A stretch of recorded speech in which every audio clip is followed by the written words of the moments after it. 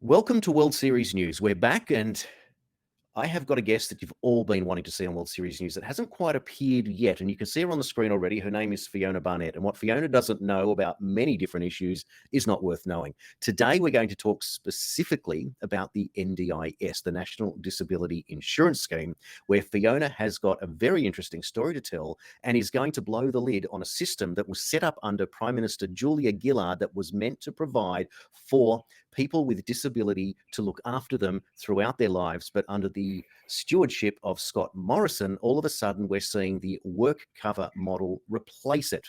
What does that all mean? Well, we're going to get right down to tin tacks in just a moment when we introduce Fiona. So here she is. So what I'd like to do in this conversation today is to just go back and just quickly recap where you are in terms of this NDIS and how it's affected you briefly. And then what we want to do is move into what's happening with the Administrative Appeals Tribunal and their role, and why all of a sudden they've come unstuck with a massive revelation revealed in The Guardian just last week that there's been a 400% rise in the past 6 months with complaints against the process. So Fiona, can you just take us back to how you got involved with this situation and just recap from our previous interview that our listeners and our viewers will be able to go back and check on?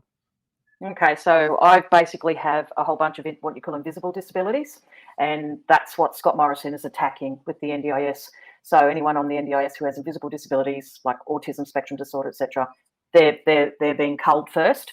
So NDIS is supposed to be this insurance scheme where people like myself, as long as you're under the age of 65, you can apply, and it was quite a rigorous application process, and I was accepted. I was accepted into the scheme. Anyway, then long story short, my therapy team decided it was a really good thing for me to apply for a single item of assistive technology, and then that led to and then someone at Lismore office, NDIS office, said, "Oh, you nearly got that piece of AT. Just all you have to do is the next stage is appeal to the AAT, the Administrative Appeals Tribunal." And I was so sick and tired, and I just did what they told me to do, and they didn't tell me what would happen and how it could potentially snowball.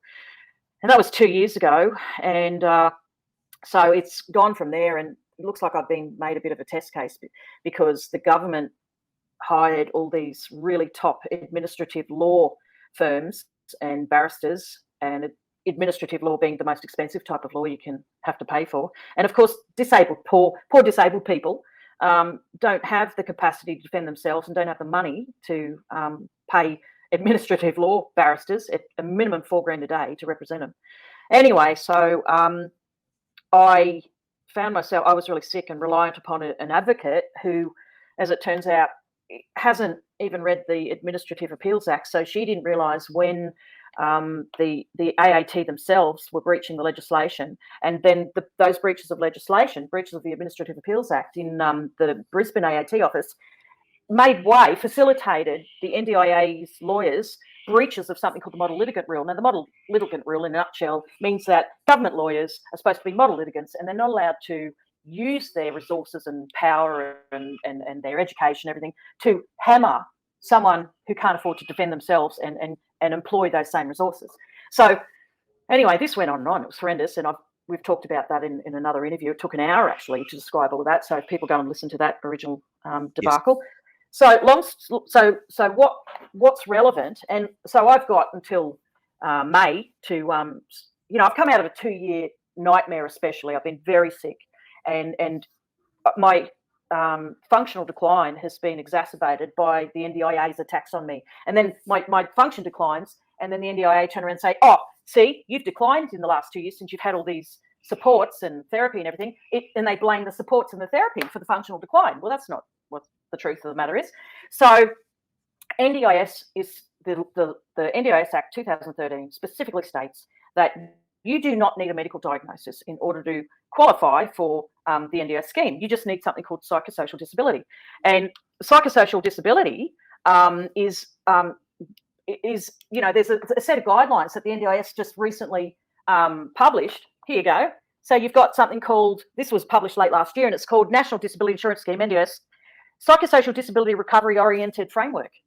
And I mean, in this framework, they specify that somebody's psychosocial disability, which is the functional impairment you experience and exhibit as a consequence of a mental health disorder, or, that it's episodic and fluctuating in nature.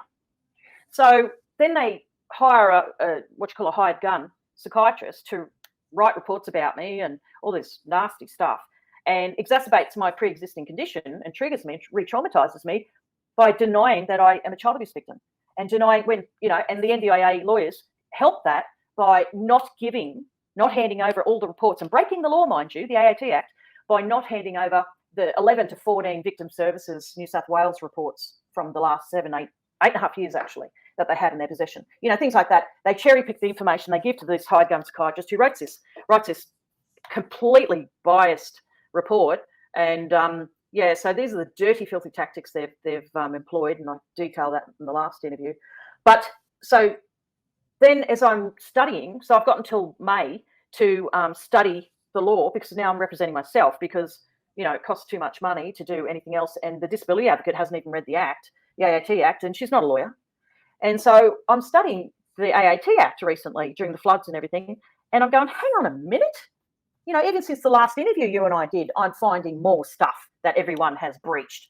So they've breached, to list, what I've written. So they've breached the AAT Act 1975, the model litigant rule, the AAT practice direction given by Justice Duncan Kerr in 2015, another practice direction by another justice, and these justices are people who were running the AAT, by the way, the NDIS Act, the NDIS Psychosocial Disability Recovery Oriented Framework I just showed you on the screen, and the Disability Discrimination Act. So this is the AAT now are breaching these things, or facilitating the NDIA lawyers' breach of these pieces of legislation.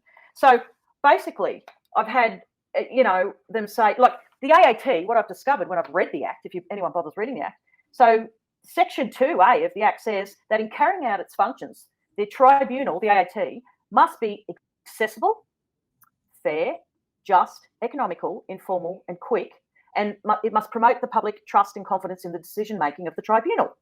And it says, second section states that any proceeding is to be conducted with as little formality and technicality and with as much expedition, as possible. Now, so they've broken every rule, every single rule. They've broken every single one part of that. So as accessible, well, it's not accessible for someone who's disabled, financially, intellectually, physically, in any way. It's not accessible, right? It's been extremely unfair. It's not been just at all. Economical, well, they've wasted, well, by the time this finishes, they will have spent an estimated $700,000. Okay, right? Stop there for a sec. $700,000 to deny you a claim. Yeah. What have they spent that money on? Oh, well, they haven't spent that yet on the tribunal. I'd say the tribunal's going to be about $400,000 because the AAT have nominated a 4-day hearing, which is ridiculous. You don't need a 4-day hearing. You can do something called concurrent evidence and have all of my witnesses, all of my health providers in a room just talking to the member. You don't need cross-examination. You don't even need barristers, right? You just need one rep from the NDIA there, and you sit around and you talk informally in a room. That is the model that they're supposed to be following. But instead, they're turning it into this adversarial courtroom situation when the actual AAT was based on an inquisitorial model. So they've just changed it to a courtroom. Okay, let's just pause there for a moment for people who have never heard of Koala Call Radio, never heard of World Series News before, but they've found Fiona Barnett, who they have heard of. We're not talking about a situation where you've been taken to court and have to defend yourself by the government. We're talking about a situation here where you have a disability. You've been accepted into the National Disability Insurance Scheme, and now the system via the government has manipulated the rules that you just read out from their own handbook, and are now spending what looks like up to $700,000 on a group of expensive, high-paid lawyers and barristers, etc., simply to appear to deny the claim that you've put forward. Is that correct? Yeah, and hired gun psychiatrists who, when psychiatrists write forensic reports for a court, it costs $10,000 to $15,000 per report, and this hired gun psychiatrist has written 2. Okay, so if we look at, we've got hired gun psychiatrists, we've got hired gun lawyers to deny you something. Now, what happens if you lose? Do you get better? Do you save the government any money? No. It's more of a burden. And I've got this wonderful report coming from my psychiatrist who specialises in DID and complex PTSD and so forth. And she's just torn the hired gun psychiatrist apart, torn her a new butthole. It's brilliant. And, and says in that report, no, I'll become a burden on the public health system if that were accessible anyway, and if that, and she says in that the public health system cannot cater for my mental health side of things because it's just more of a temporary emergency crisis facility and service that just gets you out as quickly as possible. And someone like me needs a long-term support, not just a few weeks in a hospital or something like that. So just briefly, just for those that haven't heard the previous episode, can you just outline for us what would be part of your claim, if you're allowed to say that publicly? What are you actually asking for in this claim, and what are your therapists asking for on your behalf? There's a bunch of things. So an OT, like as I said, you do not need a medical diagnosis, which I have anyway. I've got a brainstem stroke diagnosed. I've got complex PTSD, DID, and I have an underlying autism spectrum disorder. So they're all things. So these are all the different diagnoses that your doctors and therapists have provided. Oh yeah. These are proper bona fide diagnoses and for the neurological stuff, I presented reports from four practitioners. 40 practitioners. Just go back for me and just explain exactly what you're meant to be able to provide. What does the NDIS actually mean that you? Well, originally you were only supposed to provide mainly an OT report, evidence of functional impairment. So and functional impairment can be physical or invisible, physically apparent or invisible. But what it manifests as is it's just an inability to perform your daily functions, day-to-day activities. So basically, things like whether you can get your head together and cook dinner without burning the kitchen down. Okay. That's an example of something, right? And people who are DID and look, I'm not the same person people saw in 2016 running up at the mountains of Alaska and, in 2015 talking to a national press conference and all that sort of thing, especially the last 2 years. Like I said, it fluctuates and it's episodic. And as the psychiatrist says, it depends on the stress on me at the time. So and this is why the perpetrator network, always stressed me out. And I've no doubt that maybe the government who trafficked me, who sponsored the trafficking of me as a child and wants me to shut up and put a lot of evidence shutting me up. I have no doubt that they're going particularly hard against me as a way of re-traumatizing me and keeping me stressed and, trying to bump me off basically through stress. So the psychosocial model of disability, is based on OT reports and, reports from allied health professionals who have been treating you and are familiar with your case. And then you get on NDIS and then you can afford more reports because like one report that I got from an OT combined with a neurological psychologist who did 5 hours of assessment, all this stuff, which all those results support what the psychiatrist said, and what everyone else, the psychiatrist said, well, this all results from all these tests, which you can't fake the results of. They all support, the diagnoses of, DID, complex PTSD, etc. Now, and the more access you have to proper practitioners, allied health practitioners, etc. And then, of course, if you get transportation, then you can get to the medical practitioners that you privately fund or whatever. And then, it gradually unfolds that, well, your condition's a lot worse than we originally thought because you've neglected your health for, 12 years since your stroke because you couldn't drive yourself everywhere and you're just limiting to looking after kids. My functional decline has, according to my health practitioners, is typical of someone my age who's a mum. And what we subconsciously do is wait until your children have reached an age at which they are fairly independent and, can make their own dinner and everything, and then you will crack. So you hang on. It's like a soldier in battle. Hang on till the war ends and then bang, gone, and then everything declines at once. And so that's what happened to me. So the supports that this allows me to have is access to proper psychotherapy. So I was reliant upon the public health system, and I didn't get all my life. I didn't get half decent therapy. It was spasmodic until I got to choose the therapist. Until I got out of the public and got away from reliance on the public health system. So it's through New South Wales. I could afford a little bit, but it's cost prohibitive. And then when you're sick and you can't work and everything, it becomes even more cost prohibitive. And I, through New South Wales Victim Services, was able to finally choose 8.5 years ago my therapist, and I could pick a good one, someone who has the special expertise to work with DID, PTSD, complex PTSD, Asperger's and stuff. So and then the thing that NDIS do is then they give you even better access to all of that and gives you the number of hours you need. So I need minimum 2 hours a week psychotherapy, and when I decline or whatever, I need up to 4 hours a week. That's the recommendation from all my practitioners.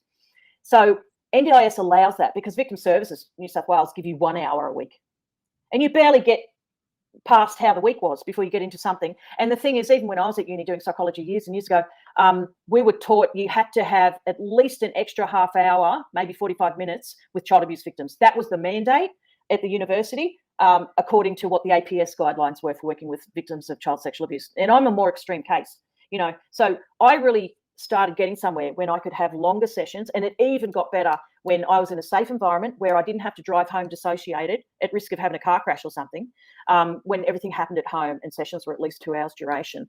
So NDIS enabled that.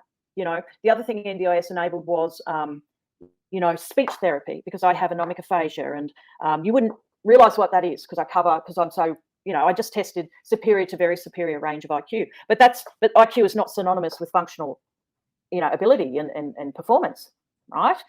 Like potential does not equal what's actually happening, you know, what your performance is. So I can get speech therapy, and like I lose swallowing. Suddenly I can't swallow my food. You know, I'm at risk of choking. So it'd be nice to work on that. And sort of linked to that is I've got sleep apnea or something happening. You know, the last couple of years I'm stop breathing in my sleep now, which is not great. And everyone's going, well, you need this machine, and you need. It's like my doctor's going, my God, I haven't had time to deal with that. You know, I've got full-on physical issues now that I haven't had time to go and get scans for and all this sort of stuff because, you know, not just COVID, but transportation. My driving's more and more limited. So you get transportation to medical appointments so you can go and see what's that freaking lump on my back that's getting bigger. And then all these, you know, cancers are coming up around it and all this sort of stuff.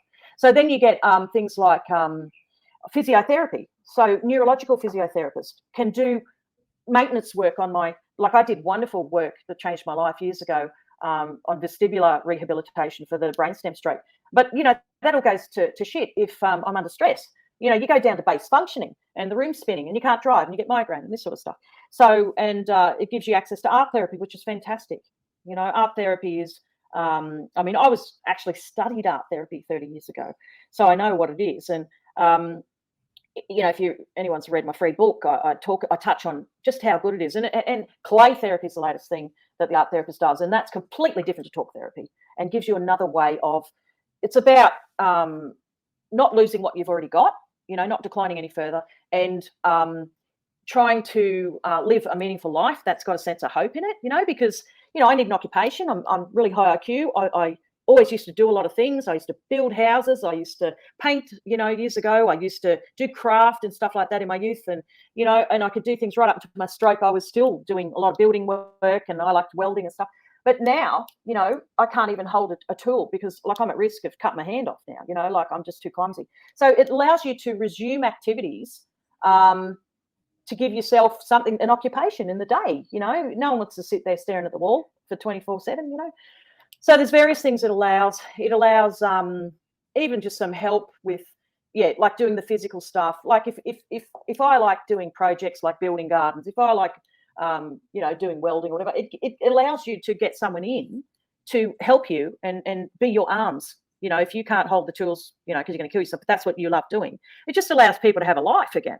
And like my advocacy work that I did, I mean, it would allow me to be able to, you know, make a contribution in that way.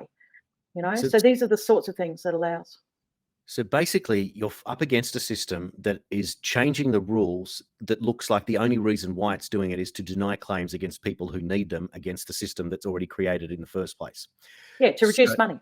To reduce money, but in the process, they're happy to outspend that by. There's no way in the world you're asking for a $700,000 claim here. No, that'd keep me going for like years. You know. Yep. No way. So here's the point. So it sounds very much like the Workcover model, which is to deny in all of those instances. Yeah, and this is exactly where they're headed. So the purpose of what we're doing this recording today for on our show is to be able to bring awareness to all other people that may be going through something similar. So Fiona, can you just quickly bring up the story that came out in The Guardian for us about the increase in complaints about this exact process? Oh, they've had a massive. So you've got that article. If you put that article up, yep, we'll put it up for you. You know, we don't need to go through that anymore. But what's interesting is that, you know, everybody's funding's getting slashed, and they're really starting with invisible disabilities. So that's why they find it easy to target mine. And there's been a massive increase in AAT appeals because people just suddenly find they get They get a letter saying, oh, we've slashed your funding because we don't deem it reasonable and necessary. Well, the thing is, what's happened is, according to the NDIS Act allowed a wide berth of qualification for the NDIS scheme for disabled participants. And they've narrowed that in the last 2 years, especially under Morrison. And so where once reports had to be of a certain standard, now reports must be like a legal document. So the OT report that I paid 10 grand for is not worth anything now because she didn't address Section 34 reasonable and necessary criteria and risk factors, right? And it's become a legal document. And so you've got all these allied health practitioners who aren't lawyers and they're having to answer to the Act. And so, go on. I was just going to pull up on that point. I realize what you're saying and how ridiculous it all sounds, but can you just go back again to where you went earlier in the interview, where you explained all the things that the AAT was not meant to be, just to push this point a little bit harder? Oh yeah, so just in one of the, so it's supposed to be, it's not meant to be formal or technical. Yep. And then So that's this the is the big thing. opposite of And what it's meant to be informal, right? Yep. And Yep. accessible. And it can't be accessible if it's formal. So, Yes. and it's supposed to, the AAT is supposed to follow what's called an inquisitorial model. Yes. Instead, it's adversarial model, where you've got an adversary, people are attacking you and you're being treated like a criminal. Like Yep. you've committed welfare fraud or something, right? That's how they go at you and insult you and make stuff up and cherry pick things to present this picture of you, which is so bad. People would commit suicide over some of the stuff they said about me if they're not as strong as I am. And they do. They will. And so the AAT, they will, and people have. It's like the Workcover, it's like the Medicare thing where the debt collection thing, and then people committed suicide over that, and then next thing there's a class action against the government because it was all unlawful, and now they're all saying, oh, sorry about that, made a mistake. Well, that's no good for the dead person, is it? All right, we're coming up to the end of our allocated time for our interview, but two main questions. The first one is, how many people do you think, or do we know, are affected by these NDIS changes? Oh my goodness. I reckon everybody's at risk because I've got a cousin who broke his back at 18 and bona fide, been disabled on disability support all his since he was 18. He's now just a bit younger than me, about 50 something. And he has been told, he's got this great application, but he's been told by people who work high up in the NDIA office, don't be surprised if you knock back, because that's what they're doing. So they're doing that. They're slashing, but they're not giving people wheelchairs. I know through my friends and who are disabled and other people who've got various sorts of disabilities. They're coming after everyone. It's like they're starting with the invisible disabilities, and everyone's vulnerable. They want to get rid of NDIS altogether. They want to privatise everything. Okay, so here's the second part of it. Why do we set these schemes up in the first place if we cannot fund them or choose to no longer fund them? Is this a split in the establishment political process whereby Labor under Gillard fell over themselves to do as much as they can and be as progressive as possible? And the reality for the Liberal Conservative Party was to say, hey, we could never afford this in the first place, so let's kill it off and make it impossible. Where do you see that observance standing in the political system, and how may we, as outsiders in the political structure and the minor parties, as candidates, stand up and fix this and present a way to fix it for so many Australians for whom it's suffering? Well, I think when they talk about expenditure and whatever, I think there was a lot of rorting the NDIS system by agencies, right? By OTs charging twice as much as they should on reports. There was too much, and then that affects the genuine people on NDIS who really do benefit from it. I think the scheme, when it was set up, was brilliant. It was the think tank that went into devising it were disabled people, representative of the community, and it actually was a fantastic idea, right? It is great, but no one, as usual, people rorted the system, and there were no proper checks at the start to prevent that. That I think most of the money's gone on people, boosting their prices. So when someone says, "Oh, you're NDIS, I'm going to come and you're in a wheelchair, I'll help you come to your lawns," they charge double or 3 times the price, because they can, and builders and all that sort of thing, right? So that's a big part. And it is because they can, and these systems have always been set up that there is a 2-tier pricing structure. And when you go to your doctor and it's a Workcover event, often they'll say, is it for Workcover? And when it is, the price they charge is triple the price, just for a GP consultation. Now, this alone, I've always had a very, very big problem with this. Why can a doctor do 15 minutes of work for $40 or $50 when it's about giving out a script for a normal situation, but when it's a work cover situation, the doctor gets to charge 3 times that amount for doing the same amount of work? Makes no sense to me. So is it a case of, when these minor parties form the balance of power in the upcoming election, do we go in and demand a complete audit of the NDIS structure as a way to find this out? Or are we just going down the same bandwagon that traditional establishment politicians go down, get all these inquiries, do all these reports, and then sit on their hands and pretend it never happened in the first place? So will this break the system or not? And should we be getting out there and getting people who are in the system who are not happy to simply put their hands up and report, and go the other way around and let the people lead themselves out of this? What the analogy really is what you've done today, Fiona, is that you've pointed the nail up and you've told the general public, bring your hammer and hammer this if this suits, because that's where we're headed, right? Is that the people show the issues to the people, citizen politicians, and from there we decide how we're going to best address it for the people of this country. And this is not the only issue that's coming up at this election that has never been dealt with properly. Look, when you weigh up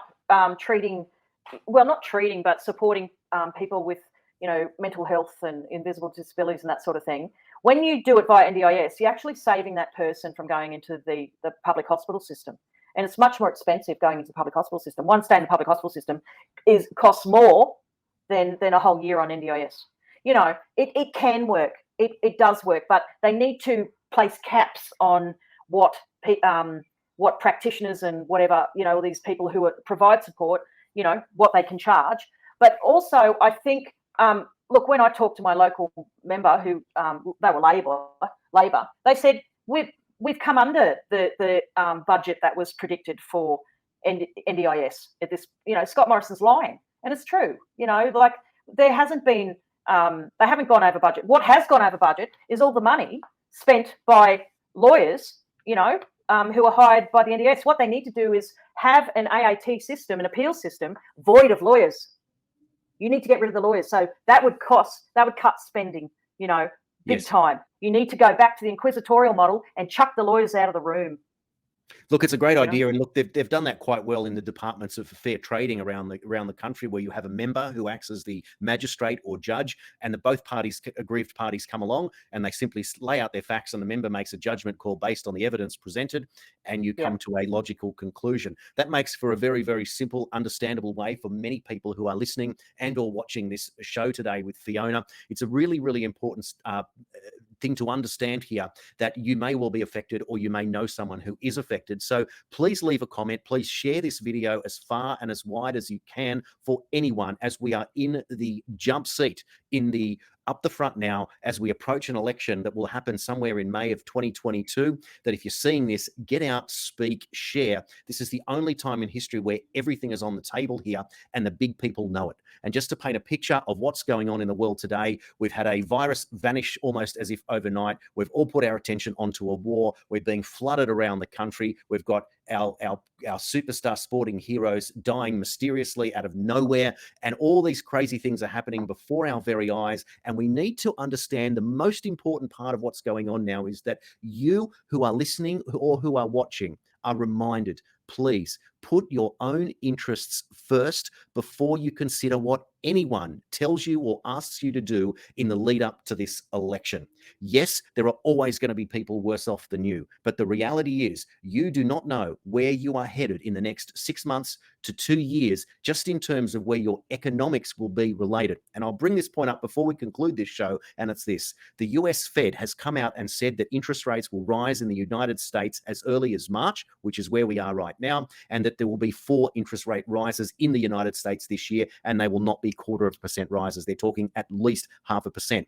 That means that there should be somewhere between 1% and 2% interest rate rises in that country, and that is coming to our country right here. So ask yourself this question at home: can you afford to pay 2% extra on your mortgage or not? And if you can't, then you need to take stock of what's going on, look within, look home, listen to what Fiona's talked about today, which may or may not be related to you, but it paints a very, very interesting picture of how government operates in this 100-year chance to go in, to send in the right people in the electorate by voting the sitting member last, and bring citizens who are of, for, and by the people into the parliament so that we can ask the right questions, perform the right audits, make the right changes, and protect you, an Australian, and the Australian people from any harm that's coming our way, either intentionally or by accident as a result of the crazy politics that's being played out in this country for such a long time. Fiona, thank you for making this and bringing light to this subject that hurts many, many people. Most people would not even know that it's going on, and so many people are so enamored with the fact that you are brave and that you are telling us what's going on in your life that certainly affects them. Thanks again for being on the show, and I can't wait to talk to you on the next one. Thank you. Thanks very much.